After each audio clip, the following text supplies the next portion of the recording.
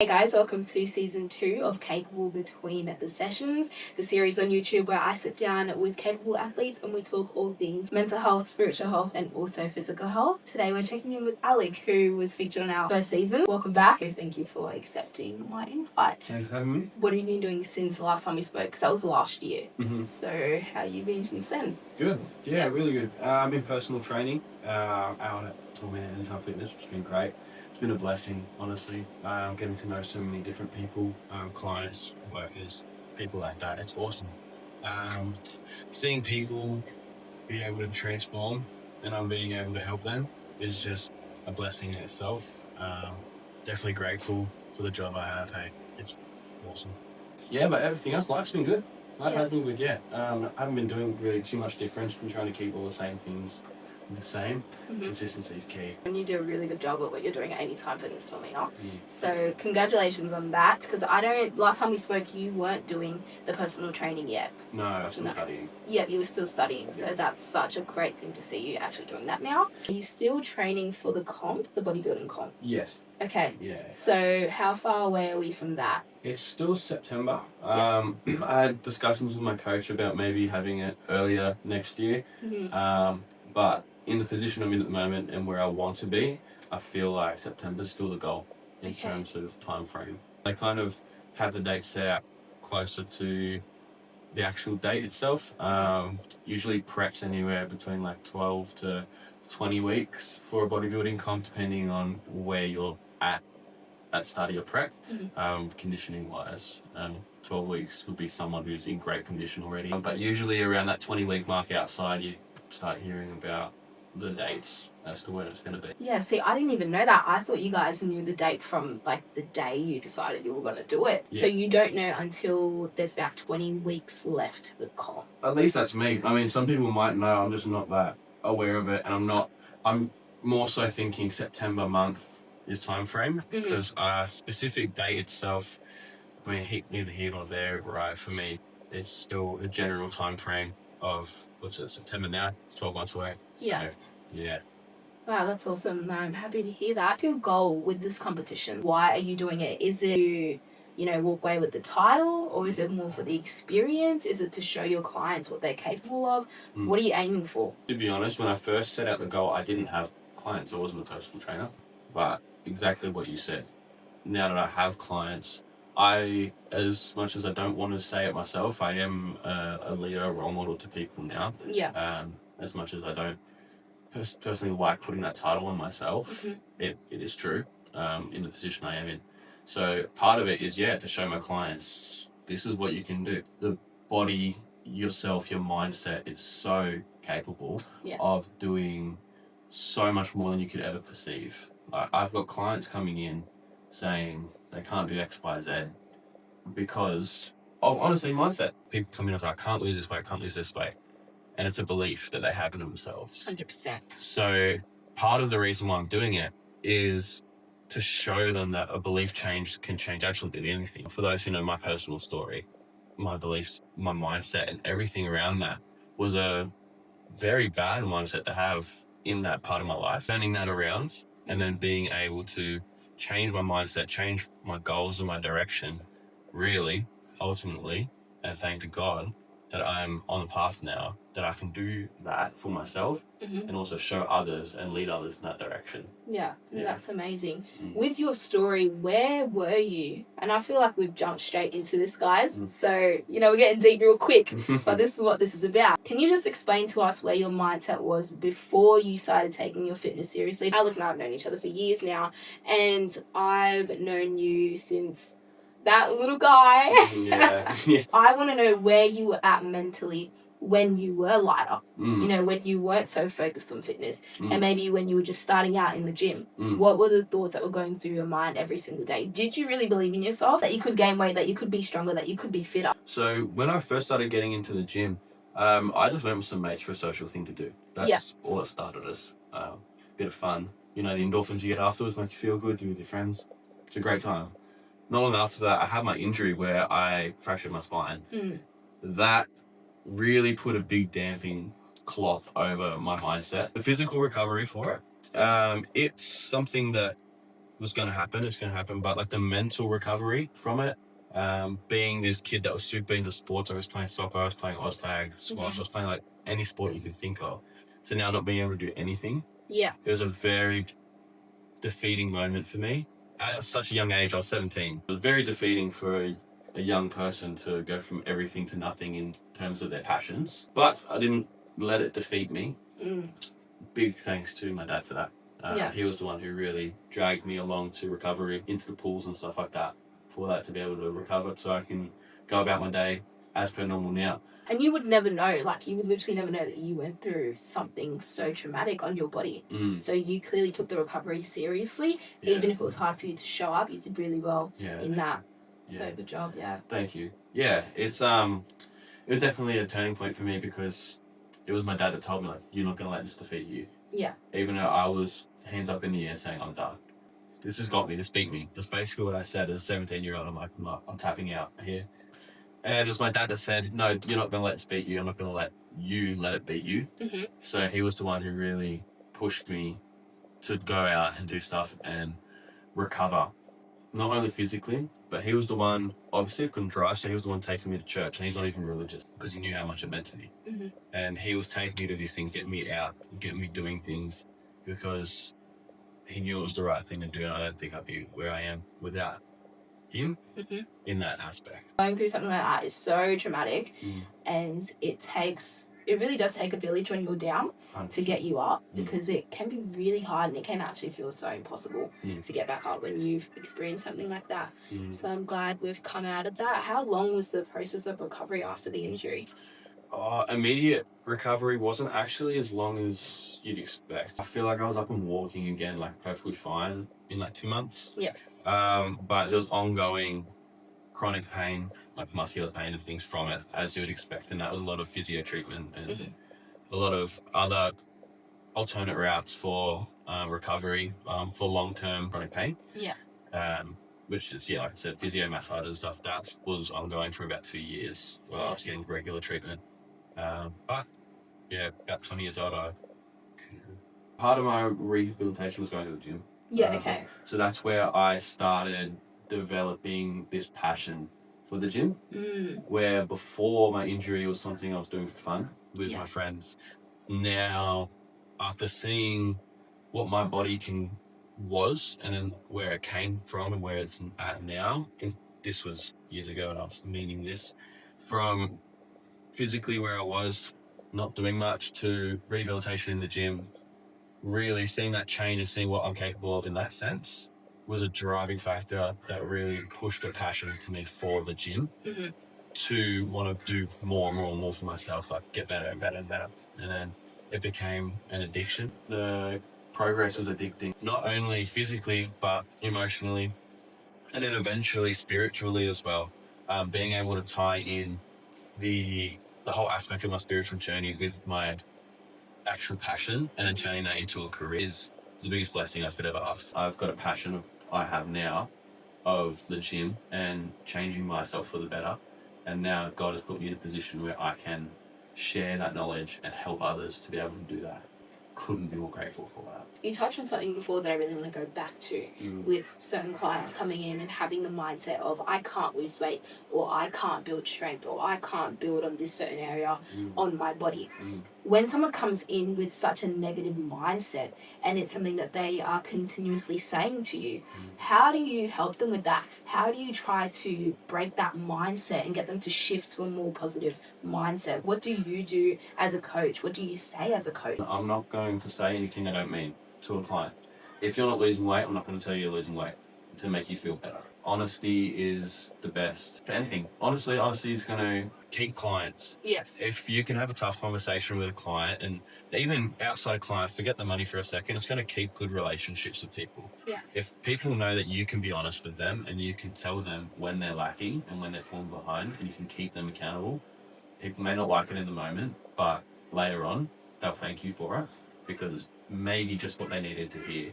Maybe it's something they're already thinking and they just needed to hear someone else say it. Yeah. So for me, a big thing that I like to do with my clients is when they say things like, oh, I can't do this, I can't do it. Even though they don't even reply half the time, I'm just like, not yet. you can't do this yet. You develop good relationships with your clients because you're with them an hour a week, you know, start to develop quite a connection with them. Talking about their personal life and they're like, oh, I have to do this, I have to do that. You just drop little things, you correct them in their reframe. You say, no, you get to do this. You get to do that. It's like, oh, I have to do my meal prep tonight. No, you get to do your meal prep. And that, you should be grateful that you get to do your meal prep. A big thing that I've been practicing lately is gratitude. For the simple sake of what's going on in the world, there's so much to be grateful for here because of how much crap's going on in the world. People say, oh, I have to do my meal prep. No, I get to eat food every day. 100%. Oh, I have to look after my personal hygiene. Like sometimes you don't want to, you know, go do your skincare. You have the opportunity. Yeah, you've got the opportunity, you've got the finances. Do you know what I Exactly. mean? Like, I agree with exactly what you're saying, and gratitude is something that I've really had to focus on too, because I found myself just complaining about things that I really shouldn't be complaining about. I know that 3 years ago I wouldn't have been able to afford that thing. I wouldn't have been able to have the connections that God has allowed me to have now. So for me now to sit here and complain and worry, not only complain, but almost like get in this self-pity about something that I can freely do, I honestly think is a slap in the face to God. And for those of you who don't believe in God, it's a slap in the face to yourself, because you are not only limiting yourself, but you are keeping yourself in a place where you're going to stay stagnant. You have the ability to do it. You can do it. But if you're going to stay in that place of just constant complaining, it's going to be on you. And the only person that's going to suffer from that is yourself. So I think gratitude is a great thing. And I love how when your clients do say something that is low vibrational, that is somewhat of a complaint, you add in that keyword and just kind of reframe what they're saying. 100%. Even if they don't respond. Yeah. Because I know for myself, when I talk to someone, smallest response, even if I don't reply, I've definitely heard it and I've definitely taken it in. So I think continue doing that with them, because that's amazing. 100%. They will change over time. Building a negative mindset, it does take time. So building a positive one is going to take time too. I think having you in their life is going to be great to build that back up. 100%. The way that I look at my job is I'm not only a personal trainer, but I feel like sometimes I'm a professional best friend for people. People come in, I'm an objective person in their world that they can come to and they can just spill out everything for a second. Being able to not only train someone physically in the job, but you're helping train people in other areas, giving another insight into other areas of their life, you know? So not only are they reaping the benefits physically, but they've got a friend now to talk to. Or for some of the younger blokes that I'm training, younger than me, like perhaps I'm a mentor to them in that sort of area. Being able to have that and an honest person that is in that position for you is something that really, could you put a price on that type of person? And some people don't have that. I think you are key to a lot of people's support systems as a personal trainer. And I say that because I'm a personal trainer. And I know a lot of the things that I've told my trainer, shout out Heyman, is stuff that I would tell my best friend. Do you know what I mean? I like to call the gym my second home. So when I'm there, I am quite comfortable to have conversations with you. Why didn't you train as hard this week? Honestly, because this is going on. So having those small conversations, even though it's just an hour session a week or whatever, they really do help. I imagine the exact same for your clients. So thank you for doing that. It's honestly a great service what UPTs do. It's great. And you know, the best thing about it doesn't feel like I worked yesterday, or did you say my birthday? Day before. Day before was my birthday. Yeah. And I went into work and trained 6 clients. It's nothing off my back. I enjoy doing it. This is genuinely what I like to do. And if I get to do this on my birthday, and then I go home and I hang out with the people I love, what else can I really ask? If I get to do what I love, and what I love is my work, what else could I ask for? And that's great. That's such a good position to be in. I honestly think it's such a privilege to actually like and enjoy your job, because a lot of people don't. And I'm thankful that this is a part of what I do. I, of course, have a part-time job where I'm involved in another area of life, completely different to this. But yeah, it does feel great to be doing something that you love, something that doesn't feel like work, and also something where you can speak into other people's lives. I also think it allows you to be selfless. Like when you are fully focused on someone else and someone else's growth, it really allows you to take a step back from your life and stop worrying about yourself and your problems as much, which is another reason why I love when we do these conversations, and also when I do clock into my other job. So really, I think it's a win for everyone if you can find a job that you enjoy, and you can find a job that doesn't feel like work because you're investing in other people's lives. And going back to the training for the comp, what's been the most challenging part of the process? It's a difficult question because there's so many things that are difficult about having such a long-term goal. Consistency for such an extended period of time, in and out, checking in, doing the same things every single day to the best of your ability is taxing at the best of times. And I feel like any person who's aspired to or has stepped on a stage for bodybuilding will tell you the exact same thing. That routine itself is so rewarding for not only your mental health but reaping the physical benefits for it. But it does have its taxing effect on you. Maybe you want to go out this weekend, but then discipline says no. Some people argue work-life balance, or goal-life balance. You know, work on your goal X amount of time, and you get X amount of time to go off, have fun.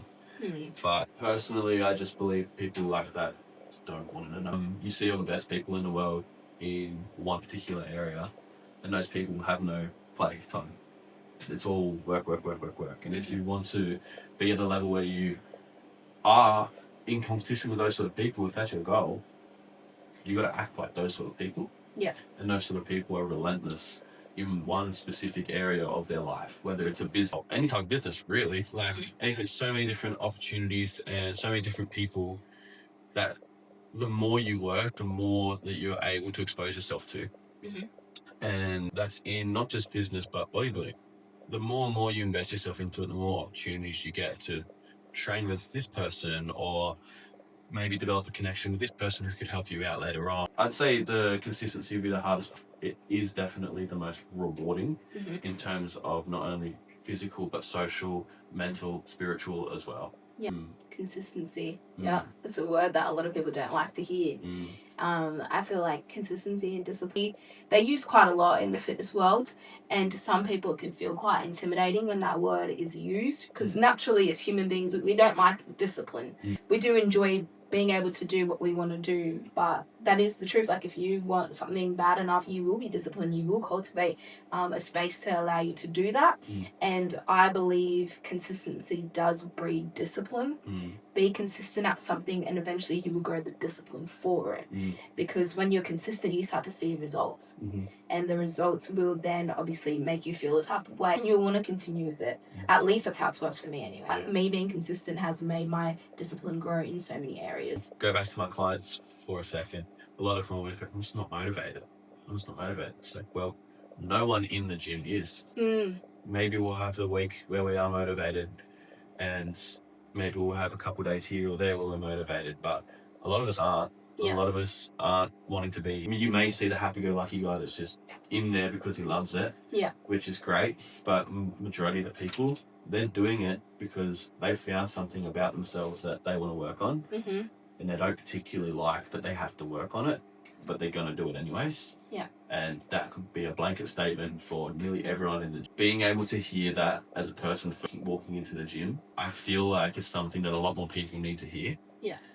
Because gym intimidation is a real thing. A lot of people are scared to step foot into a gym because of they don't know what the equipment is. They feel like everyone in there is going to look at them and judge them, or, you know, they're going to look like a fool on this machine. We all started there, and we're all in the same spot. We're all dragging our feet in there most days, so we're actually doing something to ourselves, but we're all leaving feeling so much better. 100%. And none of us are in there looking at anyone else, because more often than not, you're looking at yourself in the mirror.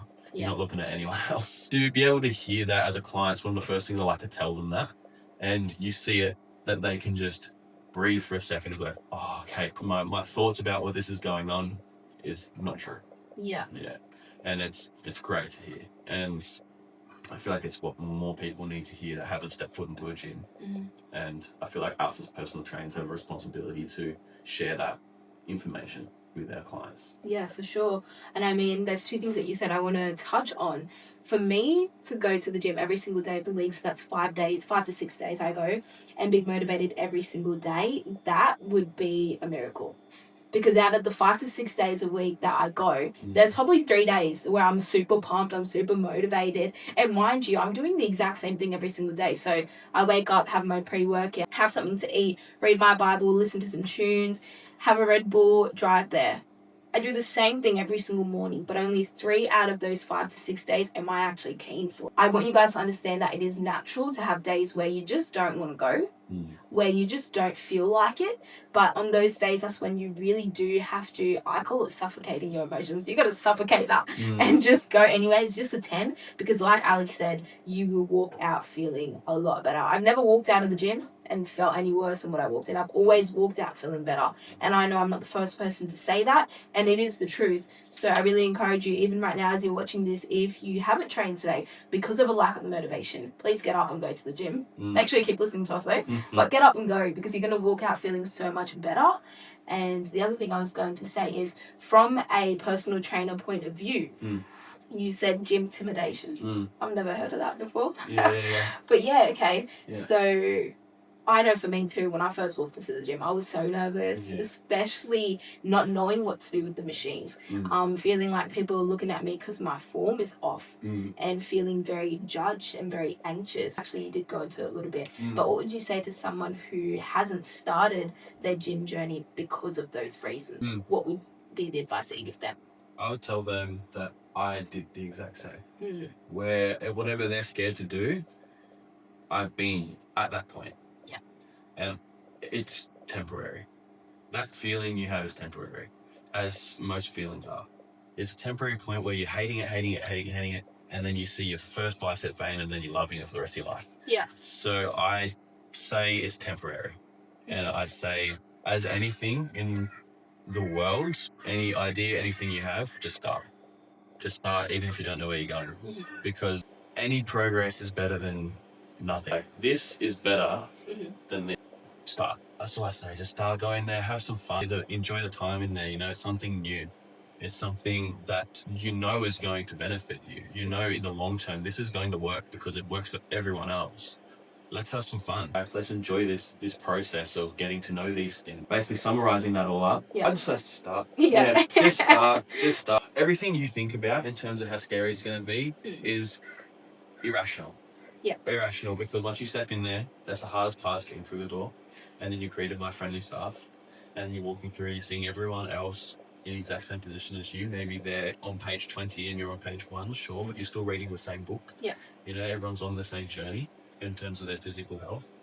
So I feel like just stepping in and just realizing it and having that understanding that, wow, I'm not the only person here that has no idea. And I feel like the biggest thing that helped me was having a gym partner that had no idea as well. We both had no idea, at least had someone's hand to hold on to and laugh with about making mistakes. I feel like that in itself is probably the best thing to do as well. Having a gym partner, you just get to go by yourself. Yeah, great. I agree with that. And just to kind of piggyback off of what Alic has said, I believe in starting small. So if you've never walked into the gym before, maybe don't go to the largest gym that's in your town or in your city. Start off small, because usually, the smaller the gym is, maybe the less members that they will have. And you can ask the gym when the busiest times are, when the quietest times are. So if you are nervous about people staring at you, or you are someone who's anxious when there's a lot of people in the room, try and ask your gym or the gym that you're thinking about, when is the quietest times? That will really help. Bringing a friend, like Alex said, and my last bit of advice would be to get a trainer. Their job is to be in the gym to help you, to teach you the exercises, to put a program together for you. If you are that afraid of starting because of the lack of knowledge that you have, go and get a trainer. Of course, there's so many videos on the internet. Do your research on the internet. There's so many fitness influencers out there that post their workouts, that post what they eat. So many online meal plans and things like that you can have a look at. So get a little bit of knowledge, but if you physically need someone in the gym with you, which is great, I've got that, then go and sign up to a trainer. Most gyms have them, but if for some reason your gym doesn't, then find one on. In terms of self-care, what are you doing at the moment to take care of yourself mentally, spiritually, and physically? Mentally, I would say the biggest thing that I'm doing is trying to get outdoors more. Honestly, it's getting warmer in the area that we're in at the moment, and the sun's out. I feel like it's been raining all year here. Yeah. So to be out in the sun, I feel like $1,000,000. Like I need a tan anyways for the tan, so very good thing for me. Yeah. That's the biggest one. Salt air. I just feel like that. Simple things. I don't try and do too much in terms of like mental stuff, because I feel like through the last couple of years I've done a lot of mental growth in terms of just my outlook on life. Not saying I'm perfect by any means. I've still got a lot of growing to do. The Lord says to not worry about tomorrow, for take care of yourselves, worry about today. Yeah. And, because if you look into tomorrow, then you're denying yourself today's blessings from the Lord. Yeah. So I've been really, this is tying into my spiritual as well. I've been really trying to just be grateful about what I've got around me at the moment. In general, just creation in general. It's so like amazing just to take a step back and go, wow, this is all for us, and thank you to the Lord that He created this for us. It's so good, and just be grateful about every single day, because you just never know. There's been so many like terrible things happening in the media with people dying and stuff, and it's just reinforcing that mindset in myself. Just be grateful for every day you have. Be grateful for every little bit of thing that is positive in your life, even the things that aren't positive. I was complaining about it's been raining all year, but imagine saying that to someone in the Middle East right now who hasn't seen water in months. So I'm grateful for the rain. You know what I mean? Yeah. There's things to be grateful for that I complain about, and it's still something, as I mentioned, on the work in progress. And it's just even being grateful for the things that you initially wouldn't be grateful for. That just carries on to my spiritual as well. Yeah. Because in that, I'm a more thankful person. I'm a more understanding person, a more forgiving person, because I know that Christ lives in me and Christ lives in everyone else, and we are all image bearers of God. And I mean, would I talk to my Lord in a terrible way? No. So why am I talking to someone else that way? Yeah. And just those things. There's just so many different things that all come to my mind. I'm just like, all relate back to just being grateful and understanding and forgiving, which basically ties into what Jesus' message was for us. And it's something I was continuing to practice. Yeah. And the more I practice it, the more I see the benefits in myself and my relationship, my life in general. And then physically, I would say the big one's the gym. Going for walks on the beach is the big ones. Trying to get outside, as I mentioned more, is pretty much answered that. Just appreciating the little. In doing that, it's made my outlook on life so much better. And I can see that in you. Yeah, thank you. You know how the girls say, you're glowing, girl. You're glowing, boy. I'm pregnant. Yeah, that's awesome. That's amazing. I love that you have, something for each area of your life that you are focused on. And I really do believe that when we take care of all of those three areas, that makes us who we are. I know for myself, if my spiritual is lacking, my physical is going to be affected. If my mental is lacking, then my spiritual is going to be affected. So if I'm in a place of negativity and I'm in a place of complacency, then me trying to be spiritual and seek God is going to be harder for myself, because I'm just in this state of just complaining about everything, so everything feels like a chore. Really, really want to emphasize taking care of all areas of your life and not just focusing on the physical. I think focusing on your fitness journey is great, but as a human being, you're not just a physical being. You experience emotions. You are a spiritual being, of course. Whether you choose to subscribe to Christianity, which is what Alic and I subscribe to, or you choose to subscribe in something else, that's fine. But the reality is we are more than just a body. We are more than just what you see physically. So I think if you can tap into taking care of your mental and your spiritual, then you're in a good spot. You are in a really great spot. Of course, it all takes time, and all of it is a journey. And just like you have to be patient and consistent with your physical health, you have to be patient and consistent in trying to shift a mindset. If you've been negative for 20 years, you're not going to wake up and be positive because you've seen a reel on Instagram about positivity. It's going to take time to break that mindset. It's going to take time to get you to become more of a positive person. And even then, when you transition, you will still have days where you're negative. You might even have days where you complain. And I'll be the first one to tell you, not every single day in my life is me being as positive as what I'd like to. That's me being real. I have my moments, but I think it's just important to give yourself grace when you do have your moments of a lack of discipline. We're not saying that needs to be your focus. So when you're in a place of not wanting to do anything, let yourself have that time of just being down. But do not let that become your life. Do not let that consume you. If you're starting to notice that that is consuming you, maybe we need to look at seeing a therapist. Maybe we need to look at what area of your life you are neglecting. Maybe you are neglecting your mental. Maybe you are neglecting your spiritual and you're just focusing on your physical. Alic, thank you so much for coming back on. It's been so good having you. Thank you. It's been a really good conversation. So Yeah, for sure. Cool. I'm really excited for everyone to see it. Yeah, thank you. Have the logo. That one is yours. Oh, sweet. That's cool. Yeah, I thought I'd start making like customized ones each time I sit down with someone. That's cool. So I'll put their name on and say thank you for coming, kind of thing. Awesome, thank you. That's all right. There's no water in the cup.